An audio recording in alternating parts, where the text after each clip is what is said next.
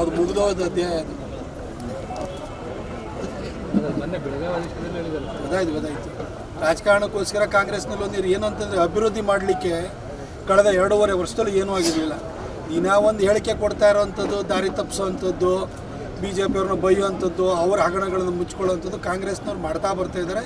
ಅದರದ್ದು ಒಂದು ಭಾಗ ಮೈಸೂರಿನವರೇ ಆಗಿದ್ದು ನಾಲ್ವಡಿ ಕೃಷ್ಣರಾಜ ಒಡೆಯರು ಕಟ್ಟಿದಂಥ ಕನ್ನಂಬಾಡಿ ಕಟ್ಟೆಯ ನೀರು ಕುಡಿದು ನಾಲ್ವಡಿ ಕೃಷ್ಣರಾಜ ಒಡೆಯರವರು ಸ್ಥಾಪನೆ ಮಾಡಿದಂಥ ಮೈಸೂರು ವಿಶ್ವವಿದ್ಯಾಲಯದಿಂದಲೇ ಪದವಿಯನ್ನು ಪಡ್ಕೊಂಡು ಅವರು ಕಟ್ಟಿದ ಕನ್ನಂಬಾಡಿ ಕಟ್ಟೆಯ ನೀರಿನಲ್ಲಿ ಬೆಳೀತಾ ಇರುವಂತಹ ಅನ್ನವನ್ನು ತಿನ್ಕೊಂಡು ಅವರ ವಂಶವನ್ನು ನಿರ್ವಂಶ ಮಾಡಲಿಕ್ಕೆ ಹೋದಂಥ ಹೈದರಾಲಿಯ ಮಗ ಟಿಪ್ಪುವಿನ ಜಯಂತಿಯನ್ನು ಮಾಡಿ ಸಿದ್ದರಾಮಯ್ಯನವರು ಮೈಸೂರಿನಲ್ಲಿ 2018ರಲ್ಲಿ ಹೀನಾಯವಾಗಿ ಚಾಮುಂಡೇಶ್ವರಿಯಲ್ಲಿ ಸೋತ ನಂತರ ಪಾಠ ಕಲಿತರು.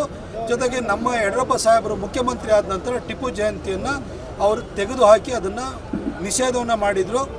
ಜಿಆರ್ ಆರ್ಥೋಪೆಡಿಕ್ಸ್ ಕೋಲಾರ್ ಮೂಳೆ ಚಿಕಿತ್ಸಾ ಕೇಂದ್ರ ಅತ್ಯಾಧುನಿಕ ತಂತ್ರಜ್ಞಾನ ಬಳಸಿ ಎಲ್ಲ ಮೂಳೆ ಸಂಬಂಧಿ ಸಮಸ್ಯೆಗಳಿಗೆ ಪರಿಹಾರ. ಜಾಯಿಂಟ್ ರಿಪ್ಲೇಸ್ಮೆಂಟ್, ಸ್ಪೋರ್ಟ್ಸ್ ಸಂಬಂಧಿ ಸಮಸ್ಯೆಗಳು, ಮೂಳೆ ಮುರಿತ, ಸ್ಪೈನ್ ಶಸ್ತ್ರಚಿಕಿತ್ಸೆಗಾಗಿ ನುರಿತ ಮೂಳೆ ತಜ್ಞರನ್ನು ಸಂಪರ್ಕಿಸಲು 7022522255ಕ್ಕೆ ಇಂದೇ ಕರೆ ಮಾಡಿ. ಅದನ್ನು ಸಿದ್ದರಾಮಯ್ಯನವರು 2023ರಲ್ಲಿ ಮತ್ತೆ ಮುಖ್ಯಮಂತ್ರಿ ಆದಾಗ ಹಿಂದೆ ಅವರಿಗೆ ಆಗಿತ್ತಂದ ಬಿದ್ದಿತ್ತಲ್ಲ ಹೊಡೆತ ಅದನ್ನು ನೆನಪು ಮಾಡಿಕೊಂಡು ಮತ್ತೆ ಪುನರಾರಂಭ ಮಾಡಲಿಕ್ಕೆ ಅವರು ಕೈ ಹಾಕಲಿಲ್ಲ. ಈಗ ಯಾರೊಬ್ಬ MLA ಬೇಕು ಅಂತ ಹೇಳ್ಬಿಟ್ಟು ಒಂದು ಪ್ರಚಾರಕ್ಕೋಸ್ಕರ ಮೈನಾರಿಟಿಯನ್ನು ಓಲೈಸೋದಕ್ಕೋಸ್ಕರವಾಗಿ ಇದನ್ನು ಈ ಥರ ಒಂದು ಹೇಳಿಕೆಯನ್ನು ಕೊಟ್ಟಿದ್ದಾರೆ. ಅದು ವಿಧಾನಸೌಧದಲ್ಲಿ ಅದನ್ನು ಪ್ರಸ್ತಾಪ ಮಾಡುವಂಥ ಕೆಲಸವನ್ನು ಮಾಡಿದ್ದಾರೆ.